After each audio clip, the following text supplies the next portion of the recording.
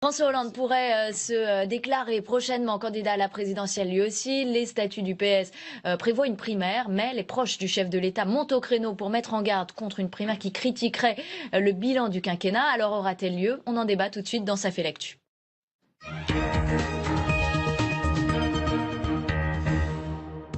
On en débat avec Patrick Appel-Muller, directeur de la rédaction de l'Humanité. Bonjour et bienvenue. Et Tristan Quineau-Maupoil. Bonjour Tristan, journaliste politique au Figaro. Alors, question directe, est-ce que François Hollande peut enjamber la primaire, Tristan? Ça va être très très compliqué pour lui, notamment parce que il a face à lui d'autres socialistes, d'autres ténors de sa famille politique qui sont déjà sur les rangs et qui sont pas prêts à renoncer à se présenter. Et s'il prend le risque de se présenter hors de la primaire, certains ne renonceraient pas pour autant. Donc l'espace politique, l'oxygène qui lui reste est quand même assez faible. Encore faudrait-il qu'ils aient leurs 500 signatures pour pouvoir aller au bout de leurs ambitions. Oui, mais on a vu pendant toutes ces années du quinquennat de François Hollande le clivage qui s'est installé à gauche, et la part de frondeur est quand même assez importante, elle n'est pas négligeable, et donc il est probable qu'il y ait suffisamment d'élus pour soutenir quelqu'un d'autre, une autre alternative à François Hollande. Donc il prendrait un risque énorme à se présenter hors de la primaire. Il prend un risque hors de la primaire et il prend un risque aussi dans la primaire, Patrick Appel-Muller? Évidemment, je crois que tout le problème de ce débat primaire ou pas primaire, c'est à la fois le bilan catastrophique de François Hollande. En voulant enjamber la primaire, il veut enjamber le débat sur son bilan. Or, c'est bien là-dessus que porte le débat au sein du Parti socialiste et au-delà dans l'ensemble de l'arc politique de la gauche. Je crois que effectivement une candidature aussi bien de François Hollande que Manuel Valls, là je fais référence au sondage qui est publié aujourd'hui par le Figaro, ne sont pas en situation de porter les couleurs de la gauche à l'élection présidentielle. Leur bilan est trop accablant, à la fois au sein de leur formation politique, où on voit bien que le débat et la crise sont profonds, que dans l'électorat de gauche, dont ils ont démobilisé une très grande partie. Justement, l'électorat de gauche est démobilisé, mais surtout, la gauche est éclatée. Beaucoup ne participent pas à cette primaire. D'où cette question, est-ce qu'elle a encore un sens finalement? Parce qu'il n'y a pas les communistes, il n'y a pas les écologistes. Sylvia Pinel, pour le PRG, ira hors primaire aussi? Oui, en fait, le roi est nu, il est cerné de toutes parts. Effectivement, les radicaux de gauche qui essaient de faire monter les enchères en disant dès maintenant qu'ils veulent se présenter en dehors de la primaire. Je reprends quand même le sondage du Figaro. On voit même que quel que soit le candidat socialiste, il ne s'agit pas uniquement de François Hollande ou de Manuel Valls, Arnaud Montebourg est également dans la même situation.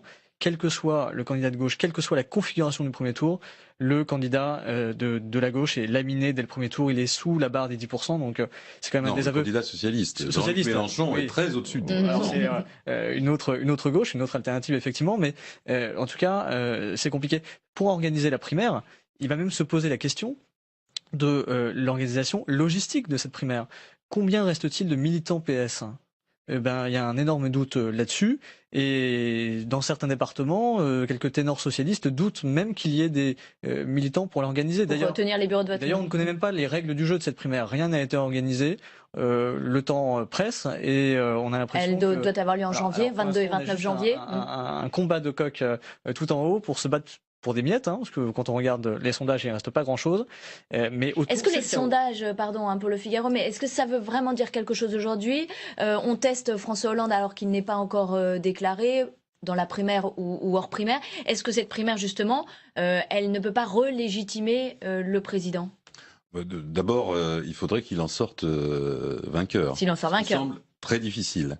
Deuxièmement, une primaire limitée au Parti socialiste aurait une crédibilité extrêmement faible dans l'ensemble du pays. Donc je ne crois pas qu'une primaire, qui est cependant, s'il veut être candidat et rassembler des gens autour de lui, une épreuve nécessaire, je ne crois pas que cette primaire lui donnera un élan particulier. Pas de dynamique, pas d'élan après la primaire. Il va y avoir un effet de miroir aussi terrible pour la gauche, c'est de voir qu'il y a eu 4,3 millions de votants à droite, au premier comme au deuxième tour, mais combien de votants à gauche? Combien d'électeurs de gauche vont se déplacer à cette primaire? Il est probable que ce soit 1 million, voire même même peut-être moins. Certains évoquent ce chiffre. Jean-Luc Mélenchon, on le voit effectivement, et lui plutôt il y a une dynamique dans les sondages, il est plutôt bien situé. Ses partisans n'ont peut-être pas d'intérêt à aller voter à cette primaire. Alors qui ira départager les socialistes? Pas grand monde finalement. Mais après le succès de la primaire de la droite, s'il n'y avait pas de primaire à gauche, ça pourrait faire bizarre aussi. De toute façon, ça n'a jamais été une primaire à gauche. Ça a été une primaire jusqu'à présent du Parti socialiste.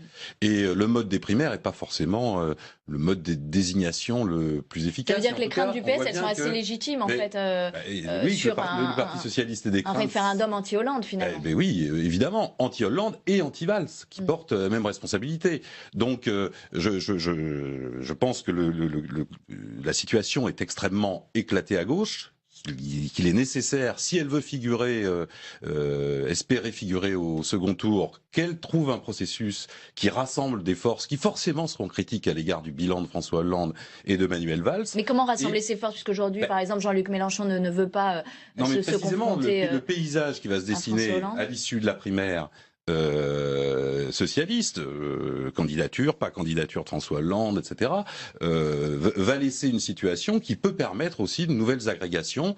La candidature de Jean-Luc Mélenchon est aujourd'hui la candidature la plus crédible à gauche, et on voit bien que dans le débat qui est en train de se dérouler avec le programme extrêmement réactionnaire, thatchérien, réganien de François Fillon, eh bien Jean-Luc Mélenchon porte une perspective et une alternative assez forte. On a l'impression en fait que ce qui se dessine, c'est l'après 2017, c'est la reconstruction de la gauche, avec qui pourra incarner cette reconstruction, et ils vont se départager là dans une primaire ou pas, mais la gauche va être redessinée après cet exercice, et on verra qui aura les clés. Alors ça dépendra des résultats. Vous dites que Jean-Luc Mélenchon est très bien placé, il arrive quand même 4e, derrière Emmanuel Macron dans la plupart des sondages, ça ne le met pas non plus en position de force. C'est bien pourquoi je dis qu'il faut un processus d'agrégation et de rassemblement de la gauche qui souhaite une politique de progrès et de transformation. Si elle n'a pas lieu, effectivement, la gauche peut ne pas se figurer ni au second tour, ni rassembler les forces nécessaires pour peser dans la période qui suit, qui va être extrêmement dur si jamais François Fillon était élu. On voit bien que c'est un grand programme de régression sociale qui est à l'œuvre, aussi bien retraite, sécurité sociale, etc. Donc on peut pas dire on verra après la reconstruction en 2017. Pour les Français, c'est en 2017 que les conséquences pourraient être très rudes. C'est pas gagné. On l'a vu le soir du second tour de la primaire. La gauche avait une occasion formidable de reprendre pied parce qu'elle a face à elle un candidat qui permet de cliver le débat. Des propositions assez tranchantes. Donc elle avait cette possibilité. Et on a vu par exemple Jean-Luc Mélenchon se disputer avec Daniel Cohn-Bendit en direct à la télévision. On a vu en fait toute la gauche se diviser ce soir-là alors qu'elle avait l'opportunité Daniel Cohn-Bendit qui soutient Emmanuel Macron face à un candidat clivant. Elle n'a même pas pu saisir cette occasion. On voit à quel point il y a un sentiment quand même de fin de règne, que la gauche est décimée, pas qu'au Parti socialiste d'ailleurs. Partout, on l'a vu chez les Verts sont également éclatés. Emmanuel Macron vient un peu casser le jeu également dans d'autres partis. Donc la situation de la gauche est quand même critique. Oui, j'ajouterais qu'il y a une grande difficulté du côté du pouvoir à critiquer François Fillon, parce qu'ils se sont installés sur les mêmes rails qui permettent aujourd'hui à la droite de surenchérir sur les régressions sociales. Je parle de la loi El Khomri, je parle de l'identité avec la déchéance de nationalité. Le pouvoir est mal placé pour mettre en cause des politiques. Alors on verra quand la gauche aura aussi son candidat, en tout cas la gauche de gouvernement. Merci Patrick Appelmuller d'avoir été avec nous ce matin, directeur de la rédaction de l'Humanité. Merci Tristan Quineau-Maupoil, journaliste politique au Figaro. La culture évidemment pour terminer cette émission comme chaque mercredi.